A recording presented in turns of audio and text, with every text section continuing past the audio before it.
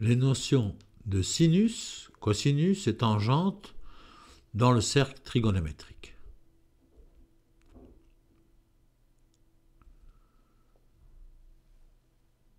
Voici un cercle trigonométrique. Pour rappel, le cercle trigonométrique est un cercle dont le rayon vaut 1 et dont le centre est au centre de notre repère orthonormé.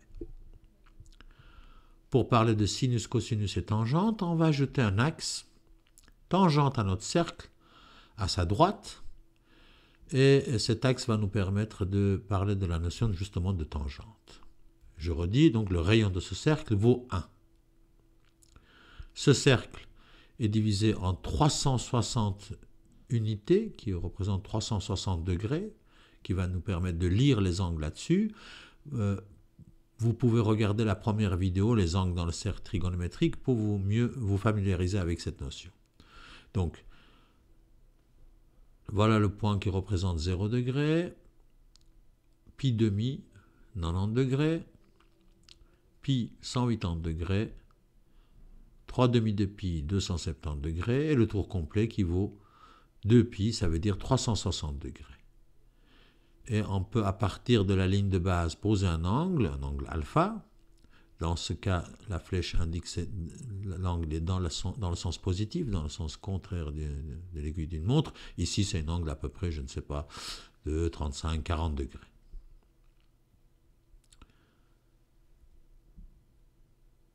Bon. Maintenant, regardez, cet angle va couper le cercle trigonométrique en un point. Vous le voyez là.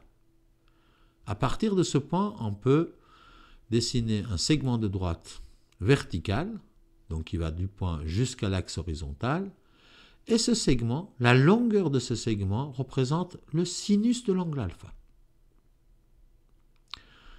En vous rappelant que le rayon, vous voyez le rayon à peu près sa grandeur, ce rayon vaut 1, on peut estimer en gros que le petit segment orange qui représente le sinus de l'angle alpha vaut à peu près 0,6 unités.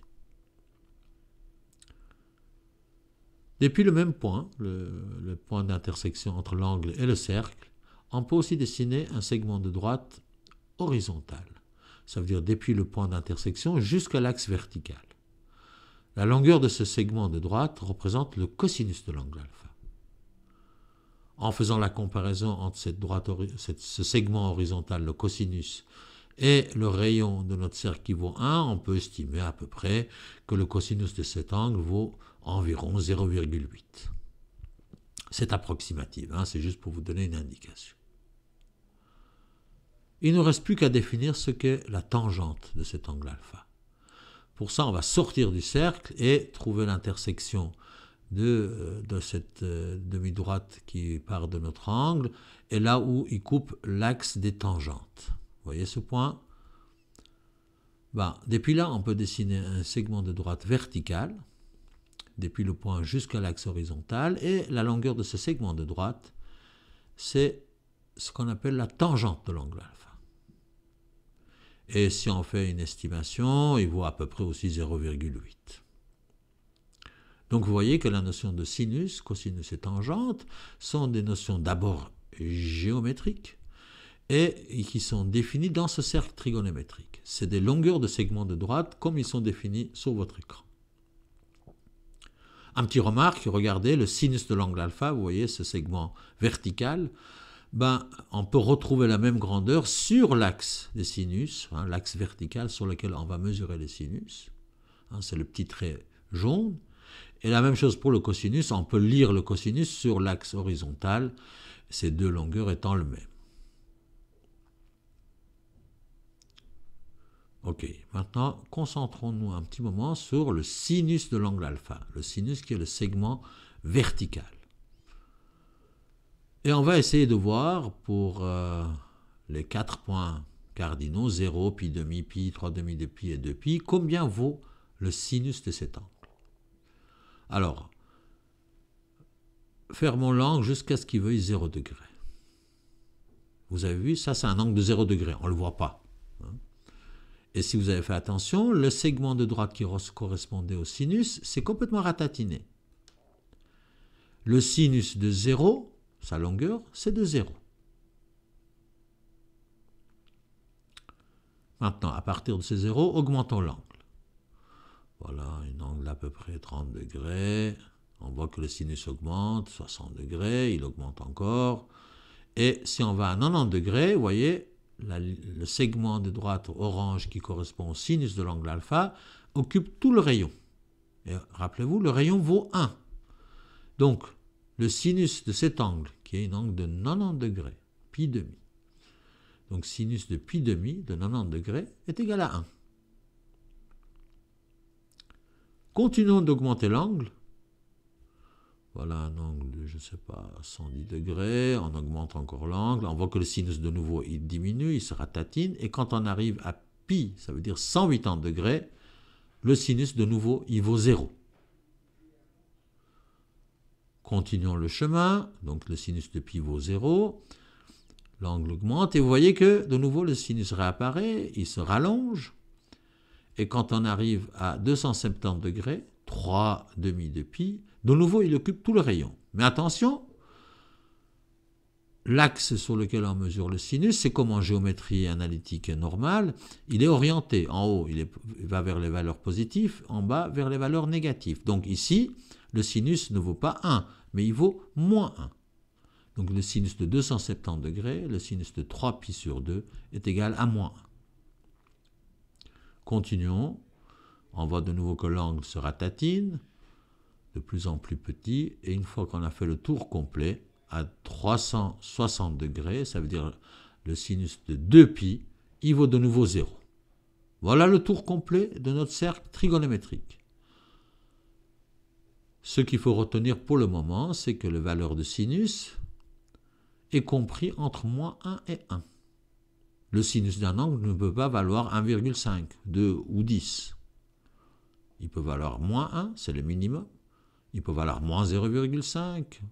Il peut valoir 0,3. Il peut valoir 0,8, mais pas 1,5. Bien. Faisons le même exercice plus rapidement pour le cosinus. Voilà le cosinus de l'angle alpha. On l'avait vu tout à l'heure. Il vaut à peu près 0,8 pour cet angle-là. Fermons l'angle jusqu'à 0 degré et regardez ce qui se passe avec le cosinus. Vous voyez, le cosinus se rallonge et pour un angle de 0 degré, le cosinus prend tout le rayon de notre cercle. Le cosinus de 0 degré vaut 1.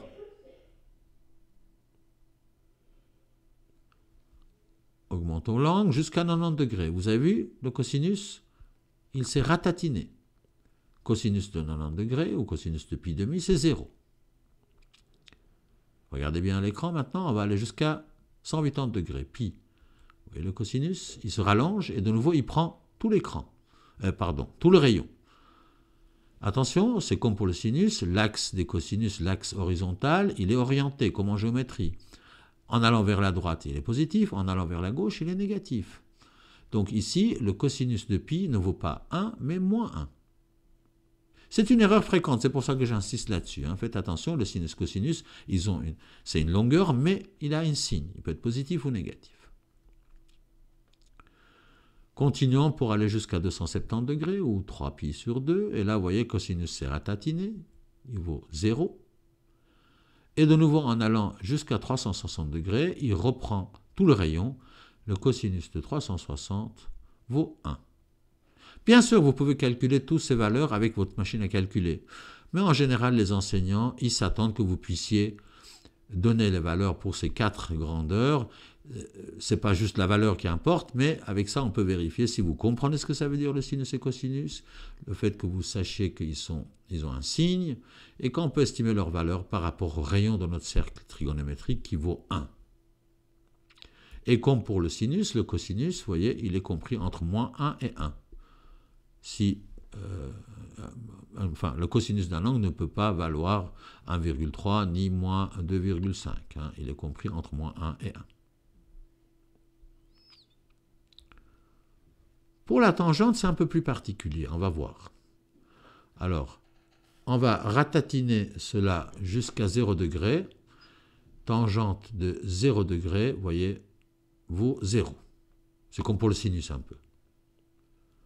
On augmente l'angle jusqu'à, en allant vers, donc je redis, tangente de 0 c'est 0, on essaie d'augmenter l'angle, vous voyez quand on augmente l'angle, la tangente augmente, mais vous voyez il va se passer quelque chose de particulier. Si je suis à 90 degrés, l'angle ne coupe plus l'axe des tangentes. Les deux droites sont parallèles. En réalité, comme on dit en géométrie ou en perspective, ces deux droites vont se couper à l'infini. Regardez, si vous êtes sur une route rectiligne tout droit, si vous regardez, vous avez l'impression que les deux bords de la route vont se rejoindre tout au bout, près de l'horizon.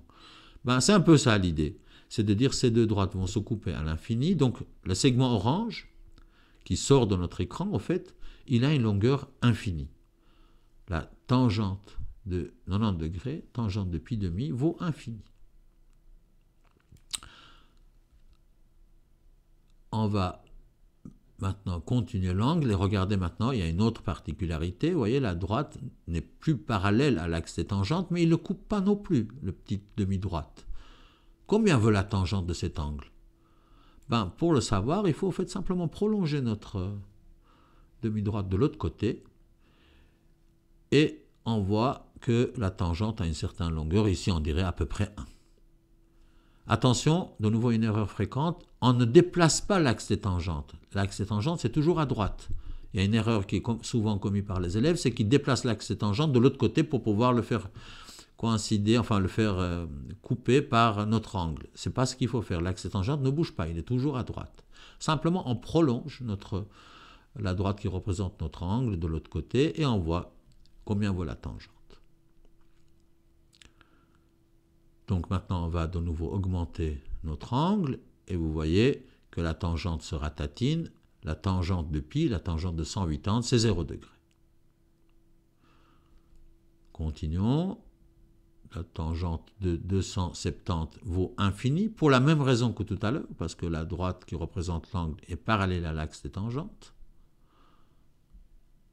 Et là, de nouveau, la tangente réapparaît, il est plus petit, ici il vaut à peu près 1, et si on va vers 0, la tangente il est de nouveau égal à 0. Donc la tangente de 360 degrés, le tour complet, il vaut 0. Vous remarquez que la tangente, en ce qui concerne l'intervalle des valeurs possibles pour la tangente, ce n'est pas du tout comme le sinus et le cosinus. La tangente peut avoir une valeur de moins infini jusqu'à plus infini. Il n'est pas limité dans le cercle. L'axe des tangentes, il est en dehors du cercle.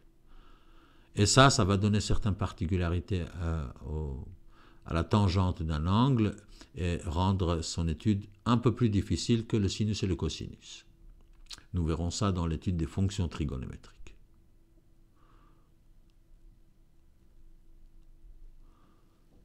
Donc, on va récapituler en disant que notre cercle trigonométrique permet de définir le sinus, le cosinus, la tangente d'un angle, que le rayon de ce cercle vaut 1.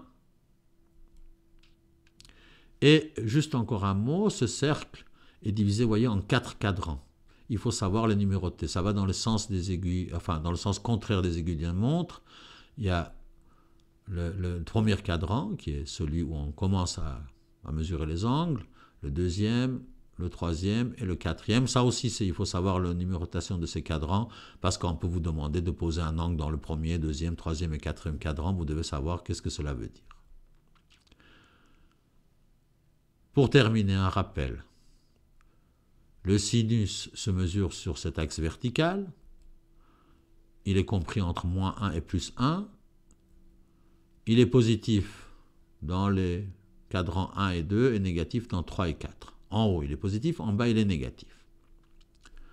Pour le cosinus, c'est l'axe horizontal qui sert pour mesurer le cosinus. Le cosinus, c'est le segment horizontal. Et en suivant ce segment, le cosinus est négatif à gauche et positif à droite. Il est, si vous voulez, positif dans le premier et quatrième cadran et négatif dans le deuxième et le troisième. Et comme pour le sinus, il est compris entre moins 1 et plus 1. Et pour la tangente, lui, il est compris entre moins infini et plus infini. Et les signes, c'est comme pour le sinus. En haut, il est positif, en bas, négatif.